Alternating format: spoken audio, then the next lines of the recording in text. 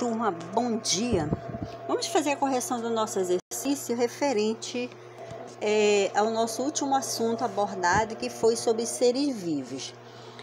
Só para recordar, nós vimos que os seres vivos eles são formados a partir de células. Com relação aos seres vivos, nós temos aí alguns tipos de células, algumas organização celular, tá bom?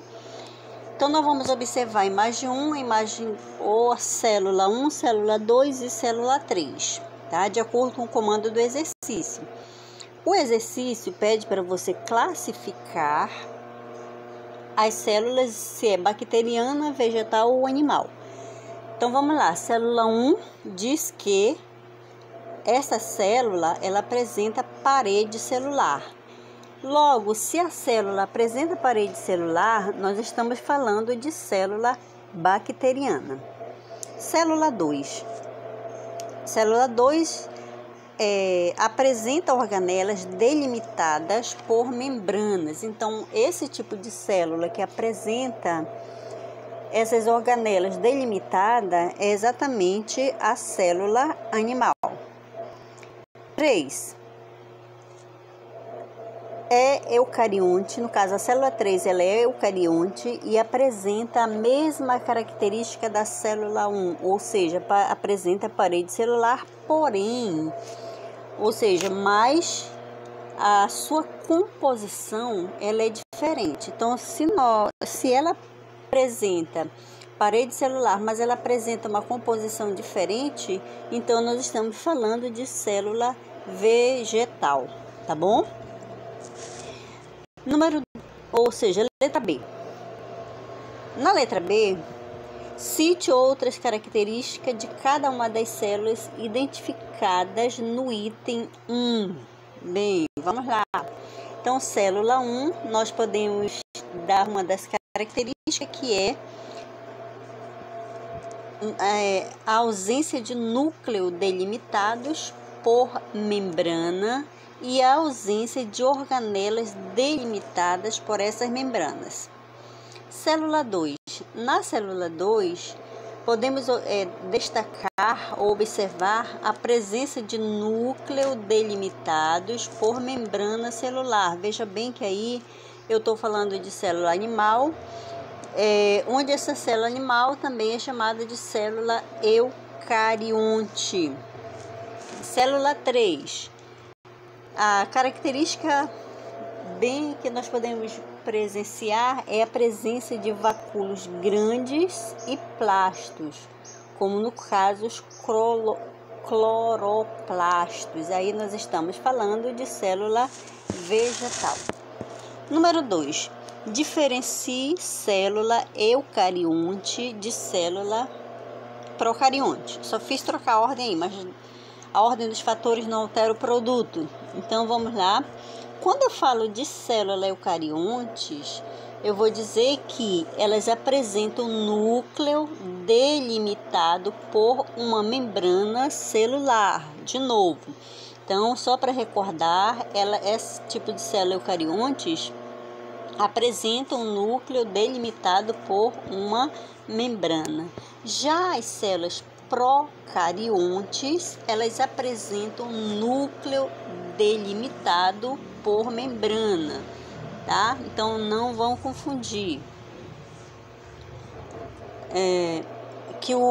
a célula eucarionte, ela apresenta núcleo e a procarionte, ela não apresenta núcleo delimitado por membrana, correto? 3, questão 3.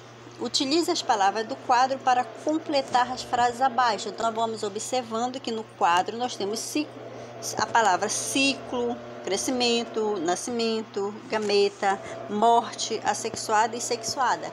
O exercício ele chama a atenção que nem todas as palavras podem ser utilizadas. Você vai ver qual é aquela que torna a frase bem mais verdadeira, tá? Ou seja, que completa o sentido da frase. Então, diz assim: a primeira etapa do ciclo de vida de um ser vivo. Então, veja bem, quando se fala de ser vivo, eu estou falando de vida, eu estou falando de nascimento. Então, a primeira etapa do ciclo de vida de um ser vivo é o nascimento. E a última etapa é a morte. Então, quando a gente falou lá nas nossas aulas sobre esse ciclo de vida, então o indivíduo ele nasce, cresce, reproduz, envelhece e morre. Sabemos que nem sempre esse ciclo é completo, porém, o ciclo do nascimento e da morte, ele é essencial, tá? Ou seja, o indivíduo ao nascer, o último ciclo dele vai ser a morte. Letra B.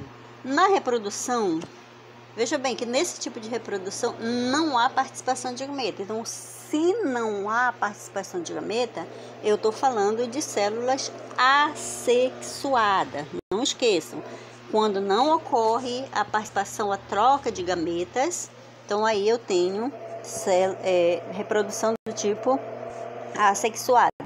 E quando ocorre essa troca, ela é chamada de reprodução sexuada, como por exemplo na letra B, diz assim: na reprodução, células reprodutoras masculina e feminina são denominadas de gameta. Então aí eu já tenho automaticamente, já vou pensando que está se falando de reprodução do tipo sexuada, envolvendo célula reprodutora masculina e feminina. Então logo a troca desse material genético, troca de gameta. Letra C. D, desculpa, chamamos de... Aí tem o espaço para você completar. De vida, porque os filhotes deverão seguir as mesmas etapas. Então, veja bem de novo que quando se fala de seres vivos, nós vamos falar desse grande ciclo dos seres vivos, tá? Então, aí, no caso, eu estou falando de ciclo de vida dos seres vivos. Opa, passou muito. Voltando na página. Só atualizando aqui a nossa página 267, eu pulei um pouquinho, mas vamos lá. Aqui, vamos lá. Exercício 4. As fotografias abaixo mostram a reação dos olhos de duas pessoas. Você vai observar a imagem 1 e a imagem 2. Observa que na imagem 1, a pessoa permaneceu no ambiente com pouca luz. Na imagem 2, já houve muita luz, tá? Então, observa na imagem 1 que devido a estar com pouca luz, né? A resposta a essa condição, a íris aumentou, tá? Aí a íris aumentou a abertura da pupila. Na imagem 2, a íris ela diminuiu, tá? Vamos lá, vamos analisar a questão. As situações apresentadas acima apresentam uma característica de seres vivos. Que característica é essa? Então, essa representação aí, ela representa a característica de seres vivos dando uma resposta, estímulo ao ambiente. Aí você pode imaginar, por exemplo, você está no escuro e de repente se ligar a luz. Aí você vai observar que a pupila, a íris do teu olho, ela vai aumentar. Então, isso é uma resposta, estímulo ao ambiente, tá? Letra B. Qual é o fator que causou a alteração da imagem apresentada? Então, aí o fator principal foi a luminosidade. Letra C.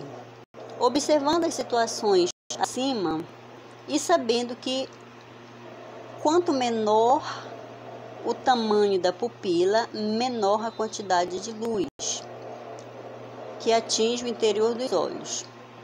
Pergunta-se qual a importância desse tipo de variação do tamanho da pupila.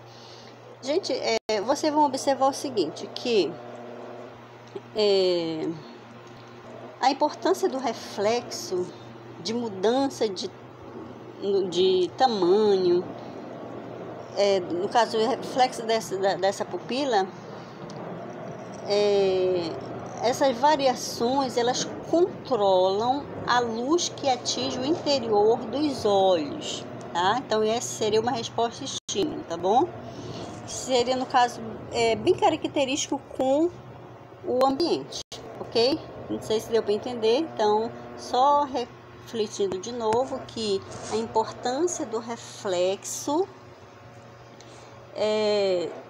de mudança no caso, o reflexo, no caso, quanto menos luz, essa pupila ela vai, ou seja, a íris ela vai aumentar e a abertura ou seja, vai aumentar a abertura da pupila, tá? Vamos lá para o próximo. Cite outras características dos seres vivos. Então, quando se fala de seres vivos, nós vamos dizer que são seres formados por células, possuem metabolismo, apresentam um ciclo de vida. Então, isso são os principais itens que você pode estar citando aí no seu exercício. Escreva o nome do nível de organização correspondente à letra que completa a sequência a seguir. Então, vamos lá. Nós temos aí célula. Aqui, ó. Célula. Aí tem A, órgão, B, organismo. Então, entre a célula e o organismo, nós temos entre a célula e o órgão, nós temos tecido. Corresponderia à letra A. Entre órgão e organismo, nós temos o sistema, tá? Vamos ver o que mais nós temos aqui na nossa próxima página. Seria o exercício de número 6. As fotografias abaixo apresentam informações sobre a produção de papel. Então, você vai observando aí, né, a tora de madeiras, e na imagem 2 já o produto desse material. Aí pede para você desembaralhar. Ou já pulei lá para o item A mesmo. Então vamos lá. Desembaralhe as letras seguindo as setas e descubra a palavra. Então, nessa organização aí, você vai organizar a letra de acordo com a seta que está indicando, né? Então, você vai encontrar a palavra celulose, tá? Que ele pedia para você seguir as setas e descubra o nome da substância que constitui a parede celular dos vegetais e é utilizada na produção do papel. Então, no caso, nós temos a celulose. Letra C. Para produzir o papel é necessário... nessa questão aí, gente, vocês podem estar fazendo a sua pesquisa, tá? Para você descobrir todo o processo. Por exemplo, é necessário utilizar árvores. Existem plantações destinadas para a esse fim. No entanto, para que essas plantações sejam feitas, a vegetação nativa do local é retirada. E aí pede para você trocar ideia com seus colegas sobre a atitude que podem evitar o consumo excessivo do papel. Então, no caso aqui, é mais uma questão de conscientização, ok? Vamos para a próxima questão. Próxima página. Então, aqui na página 268, você pode estar pesquisando para trocar ideia com os colegas na sala de aula, tá? Vamos para a próxima questão. Já na 269.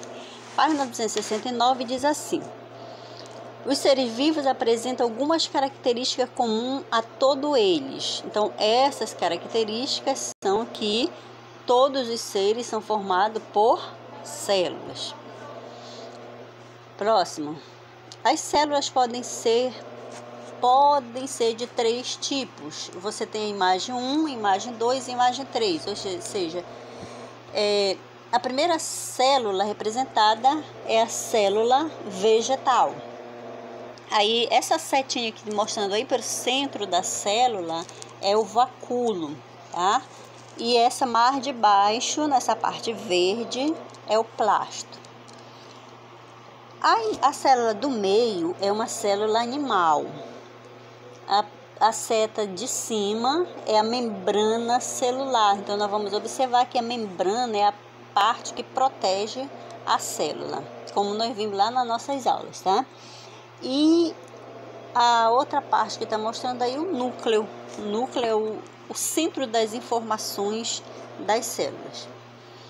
Imagem 3, nós temos uma célula bacteriana, onde apresenta a parede celular e os citoplasma.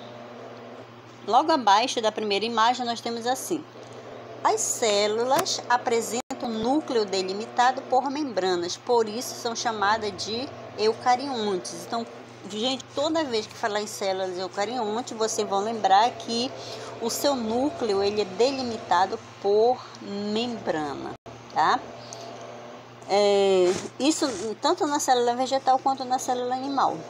As células bacterianas, então, no caso, vamos ver que essas células ela apresentam um núcleo delimitado por membrana e o material genético fica disperso no citoplasma então, por isso elas são chamadas de procariontes. Então, célula animal e vegetal, eucarionte. Célula bacteriana, procarionte. Os seres vivos unicelulares, eles são formados por apenas uma célula. Novamente, a gente recorda, logo quando nós começamos falando deste assunto em sala de aula, nós observamos, conversamos sobre essa situação dos seres unicelulares e dos seres pluricelulares. Então, unicelulares provém de uma única célula e os pluricelulares são por milhões de células. Deixa eu ver o que mais. Próximo item. Apresentam, no caso, os seres vivos, eles apresentam esse metabolismo, tá? E nesse metabolismo ele pode incluir reações químicas de formação e de quebra de moléculas. Logo, a membrana, ou seja, a quebra das moléculas para a liberação de energia ocorre na presença de gás nos chamados organismos aeróbios ou na ausência de gás oxigênio no chamado de organismo aeróbios, tá? Próxima, possuem capacidade de responder a estímulos. Então, esses seres apresentam ciclo de vida. Inclui etapas como nascimento,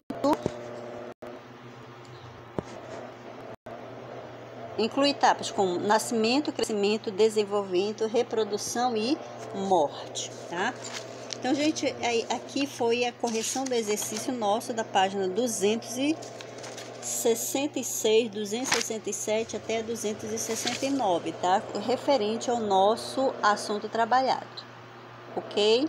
Então, até a nossa próxima aula. Preste bem atenção na correção do exercício.